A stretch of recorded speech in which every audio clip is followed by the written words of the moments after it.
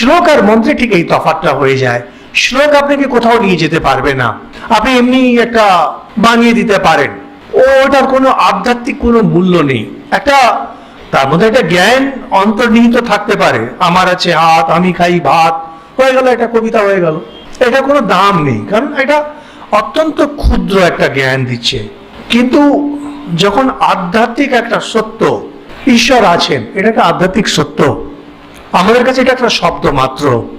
যখন সাধনা করে করে মানুষ ওই জায়গায় পৌঁছে যখন দেখে যে সত্যি ঈশ্বর আছেন, তখন এটা আধ্যাত্মিক সত্য হলো, যেটা সিদ্ধ হয়ে গেল। যে কথাগুলো আধ্যাত্মিক সত্যের দিকে নিয়ে যায় সেটাকে বলে মন্ত্র।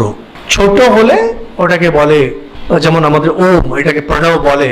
আবার তন্ত্র শাস্ত্রে অনেক বীজ আছে, রিং, শ্রিং, ক্লিং, এং, এগুলো রয়েছে। কিন্তু তারপরে যেগুলো থাকে ওটাকে বলা হয় মন্ত্র, ওম নমঃ শিবায়।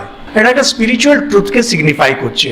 এখন যখন এখানে চণ্ডীতে যা কিছু আছে, সচরাচর এটা শ্লোক হওয়ার কথা, কিন্তু আগে আগে যারা অনেক ঋষি মহাত্মারা যারা হয়েছেন, তারা এটার উপরে এত ধ্যান করেছেন, এত যজ্ঞ করেছেন, আরাধনা করেছেন, যে এইগুলো একটা আধ্যাত্মিক সত্যের প্রতিনিধিত্ব করে, এটা বাস্তবিক হয়ে গেল।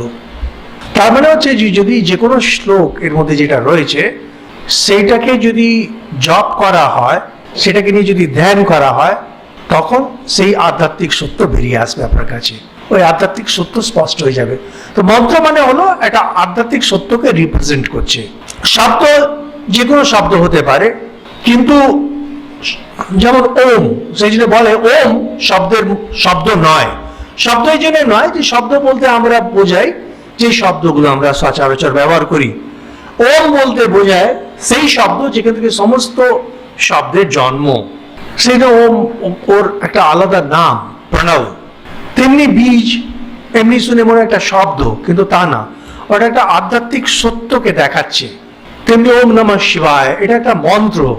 তো মন্ত্রতে কি হয়, যখন দুটোর ওপরে যখন এসে যায় তখন ওটাকে মন্ত্র বলে। যখন একটাই থাকে, হয় প্রণব না হলে বীজ বলা হয়।